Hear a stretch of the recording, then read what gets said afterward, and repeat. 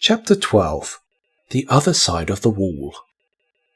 When one lives in a row of houses, it is interesting to think of the things which are being done and said on the other side of the wall of the very rooms one is living in. Sarah was fond of amusing herself by trying to imagine the things hidden by the wall which divided the select seminary from the Indian gentleman's house. She knew that the schoolroom was next to the Indian gentleman's study, and she hoped that the wall was thick so that the noise she made sometimes after lesson hours would not disturb him. "I am growing quite fond of him," she said to Ermengarde. "I should not like him to be disturbed. I have adopted him for a friend." You can do that with people you never speak to at all. You can just watch them and think about them and be sorry for them until they seem almost like relations. I am quite anxious sometimes when I see the doctor call twice a day. "I have very few relations," said Ermengarde reflectively, "and I'm very glad of it. I don't like those I have. My two aunts are always saying, 'Dear me, Ermengarde, you are very fat. You shouldn't eat sweets.' And my uncle is sometimes asking me things like, 'When did Edward III ascend the throne?' and 'Who died of a surfeit of lampreys?'" Sarah laughed. "People you never speak to can't ask you questions like that," she said, "and I'm sure the Indian gentleman wouldn't, even if he was quite intimate with you. I am fond of him." She had become fond of the large family because they looked happy, but she had become fond of the Indian gentleman because he looked unhappy. He had evidently not fully recovered from some very severe illness. In the kitchen, where of course the servants, through some mysterious means, knew everything, there was much discussion of his case. He was not an Indian gentleman really, but an Englishman who had lived in India. He had met with great misfortunes, which had for a time so imperiled his whole fortune that he had thought himself ruined and disgraced forever. The shock had been so great that he had almost died of brain fever, and ever since he had been shattered in health, though his fortunes had changed and all his possessions had been restored to him. His trouble and peril had been connected with mines. "A mines with diamonds in 'em," said the cook. "No savings of mine never going into no mines. Particularly diamond ones," with a side glance at Sarah. "We all know something of 'em." "He felt as my papa felt," Sarah thought. "He was ill as my papa was, but he did not die." So her heart was more drawn to him than before. When she was sent out at night, she used sometimes to feel quite glad, because there was always a chance that the curtains of the house next door might not yet be closed, and she could look into the warm room and see her adopted friend. When no one else was about, she used sometimes to stop and, holding to the iron railings, wish him good nights, as if he could hear her.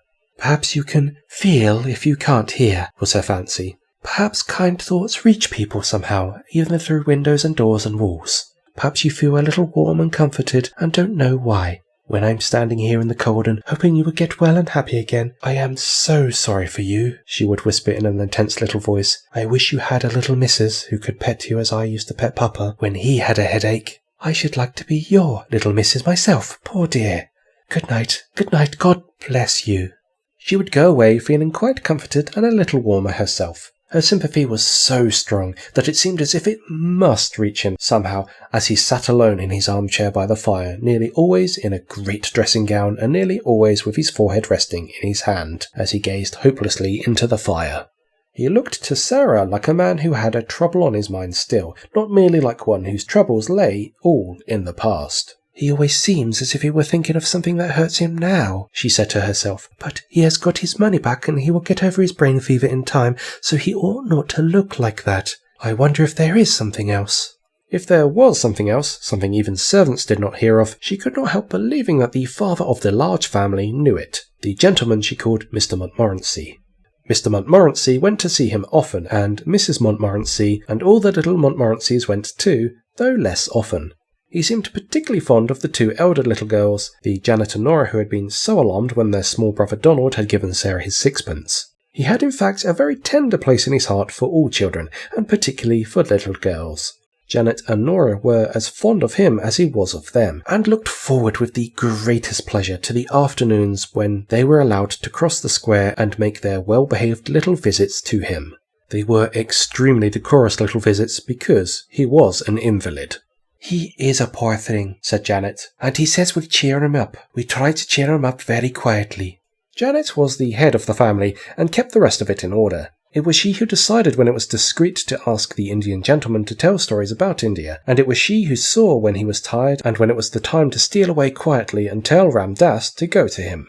They were very fond of Ram Dass. He could have told any number of stories if he had been able to speak anything but Hindustani. The Indian gentleman's name was Mr. Carrisford, and Janet told Mr. Carrisford about the encounter with the little girl who was not a beggar. He was very much interested, and all the more so when he heard from Ram Dass of the adventure of the monkey on the roof.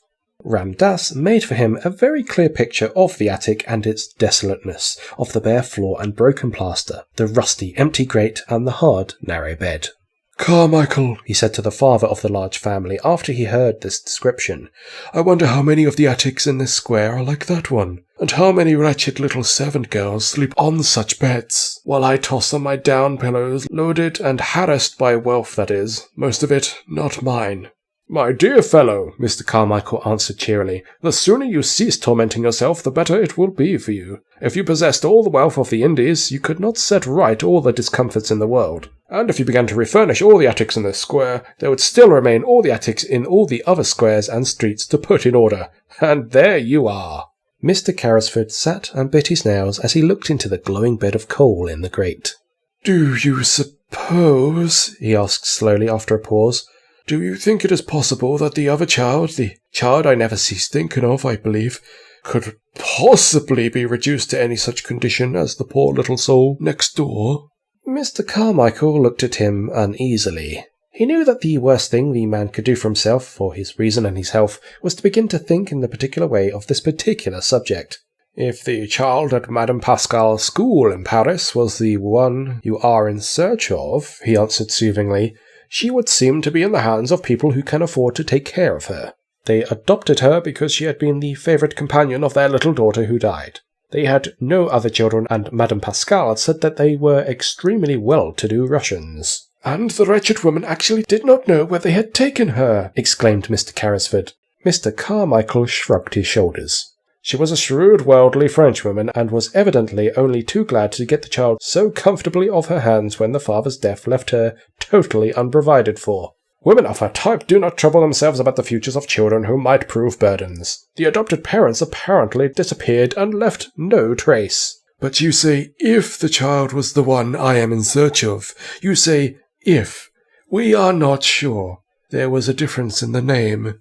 Madame Pascal pronounced it as if it were Carew instead of Crew, but that might be merely a matter of pronunciation.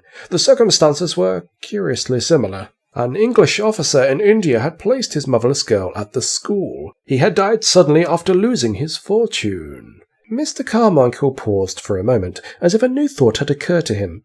"Are you sure the child was left at the school in Paris? Are you sure it was Paris?" "My dear fellow," broke forth Carrisford with restless bitterness, "I am sure of nothing. I never saw either the child or her mother. Ralph Crewe and I loved each other as boys, but we had not met since our school days until we met in India. I was absorbed in the magnificent promise of the mines. He became absorbed too. The whole thing was so huge and glittering that we half lost our heads. When we met, we scarcely spoke of anything else. I only knew that the child had been sent to school somewhere. I do not even remember now how I knew it." He was beginning to be excited. He always became excited when his still weakened brain was stirred by memories of the catastrophes of the past.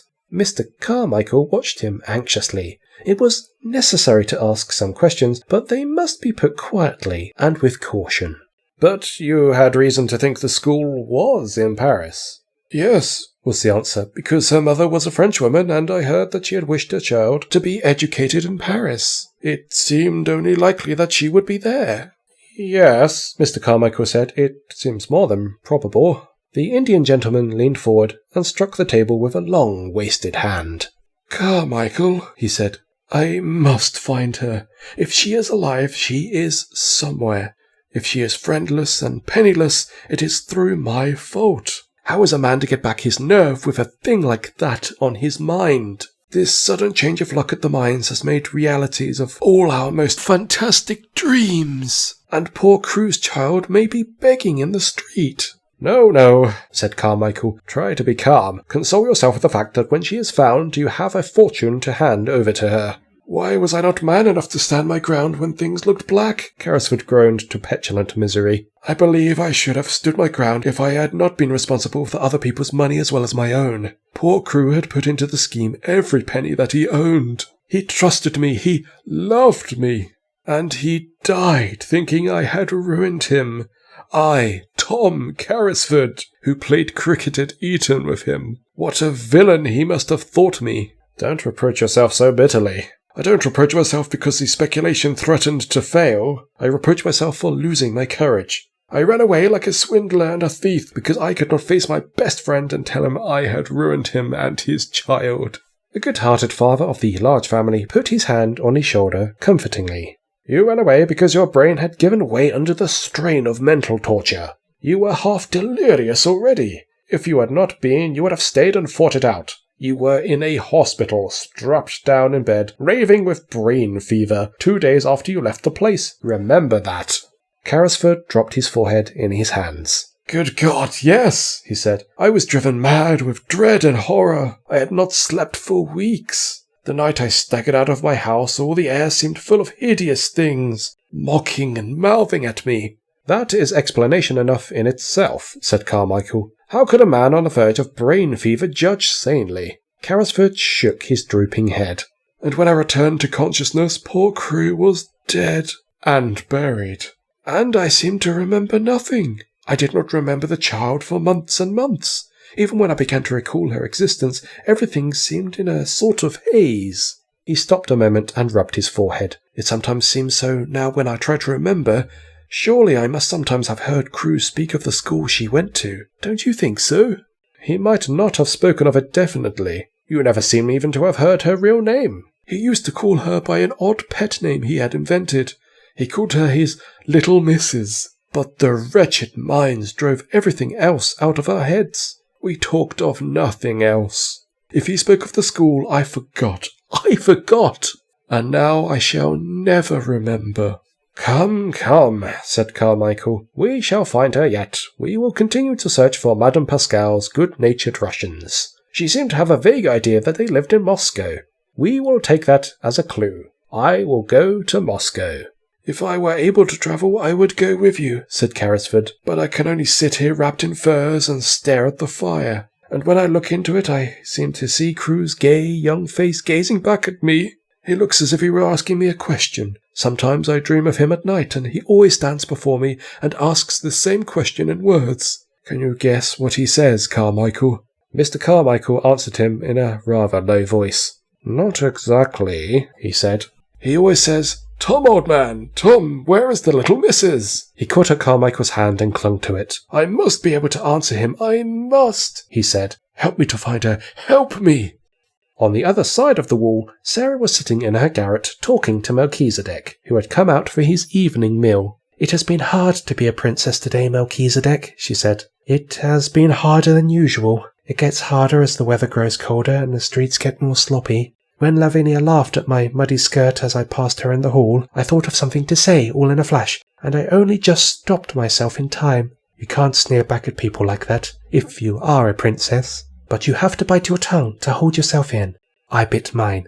It was a cold afternoon, Melchizedek, and it's a cold night. Quite suddenly, she put her black head down in her arms, as she often did when she was alone. Oh, Papa, she whispered. What a long time it seems since I was your little missus. This was what happened that day on both sides of the wall.